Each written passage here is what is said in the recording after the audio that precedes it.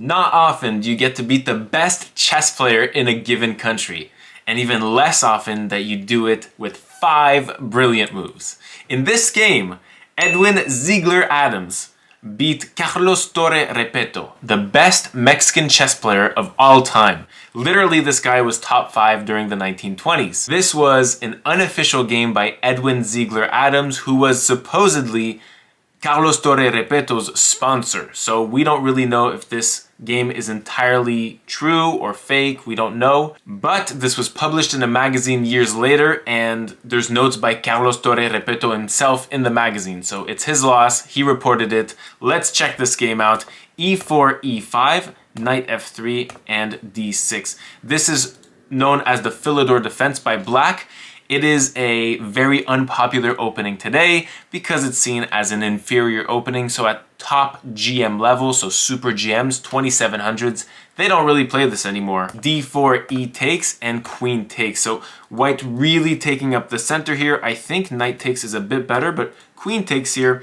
And here you're inviting the knight to attack the queen with tempo, which is what Black does. Another book move, by the way, pretty nice. Bishop b5, pinning the knight, so you cannot take my queen. And after bishop d7, reaffirming this attack of the queen, bishop takes c6, bishop takes c6, and now knight c3. Now, the white pieces have a lot of space, a lot of positional and center awareness, having this pawn and this knight and this queen defend d5.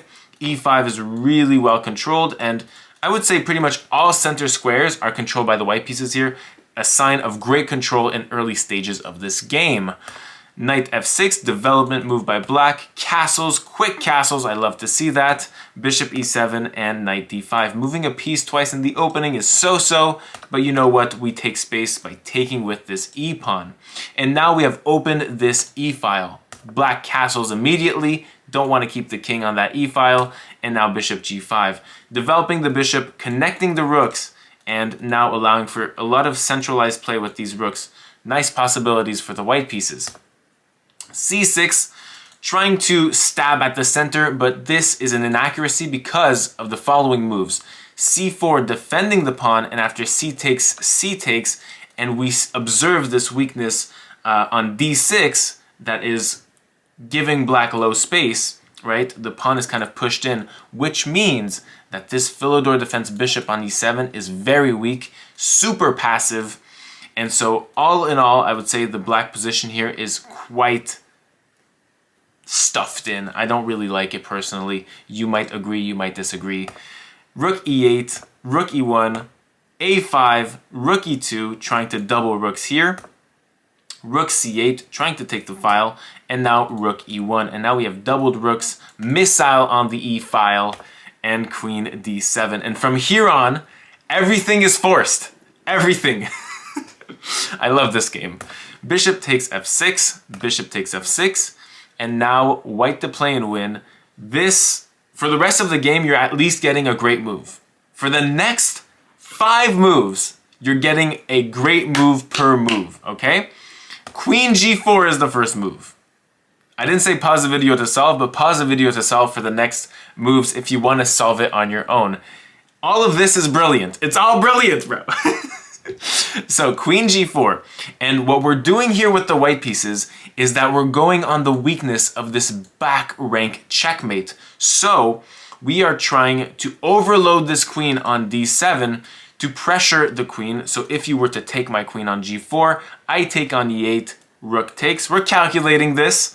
Rook takes e8, and now we have checkmate. So the queen is forced to move because she is undefended, and it's not like you can defend with any piece. If you try to defend with a rook, I'll just take, rook takes, and this is checkmate. And if you defend with the other rook, thinking you're all smug, putting your rook off the e8 square, now I just do the same thing. Takes, overloading the rook on the e8 square, and we'll have mate on e8 here. So you have to move your queen to a square where you defend the e8 rook, right? And if you go to d8, well, I'm sorry to say, this is unbalanced at the end of this trade because I'm a queen for a rook up. It's over. And so we observe by process of elimination that queen d8, queen e7, all of these don't work. In fact, queen a4 and queen c6 also moves that still defend this rook on e8, do not work as well due to d takes c6 and queen takes a4. So black only really just has one move, and you guessed it, by process of elimination, the queen needs to go to b5, and this is what was played.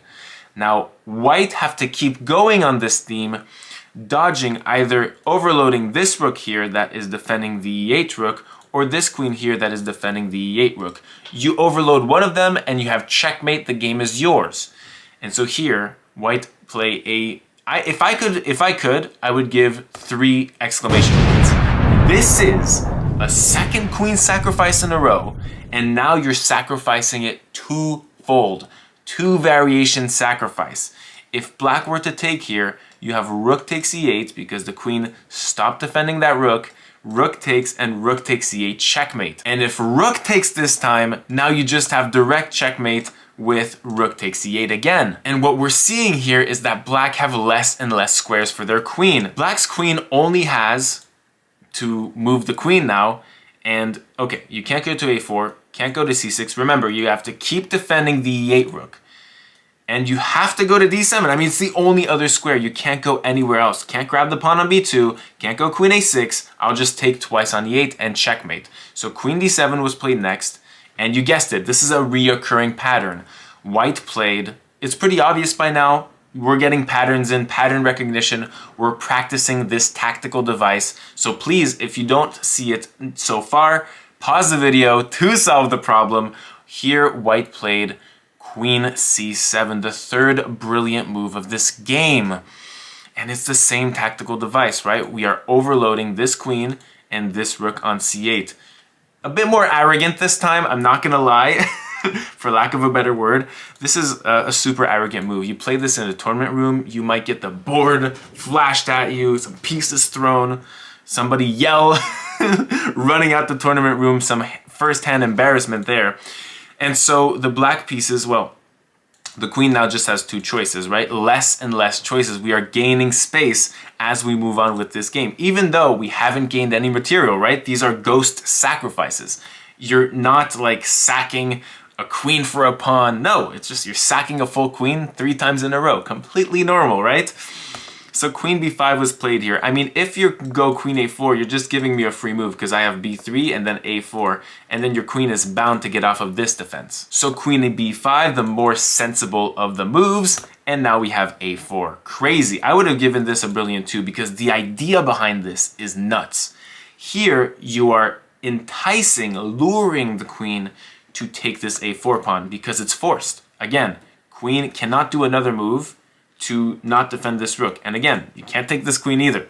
So you have no choices. Queen takes a4, keeps defending this rook. And now white.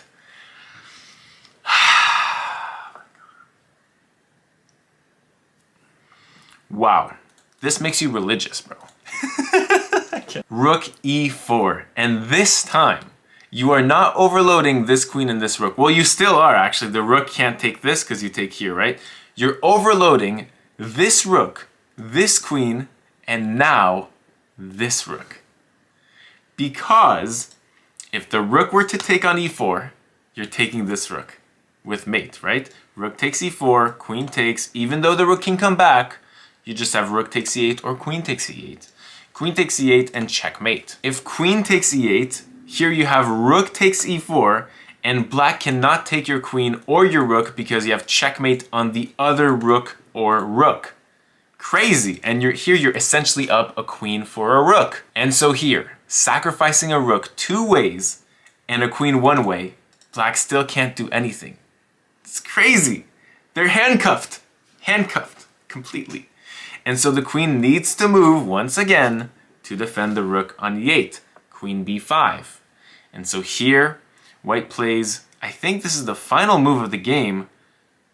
Queen takes b7. Yeah, it's done. It's done. It was resigned here. Queen takes b7. And this is checkmate to the queen defending the rook. The queen can't go to c6, can't go to d7, and can't go to a4. The rook cannot take here because we can take on c8. You cannot take this queen because I'll take this rook with checkmate.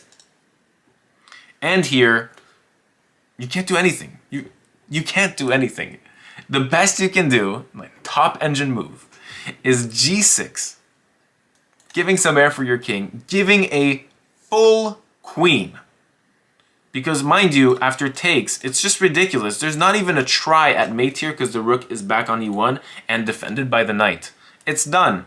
I've never seen something as complex and elegant at the same time. It's a complete mockery to the black pieces and the defense they thought they had. I hope you enjoyed this video because I certainly did enjoy recording this. This was amazing. So yeah, here after queen b7, the 5th brilliant move of the game, black resigned. Crazy. I don't know what to say. Peak. Okay, anyways, have an amazing day. Thank you so much for watching, and see you next time.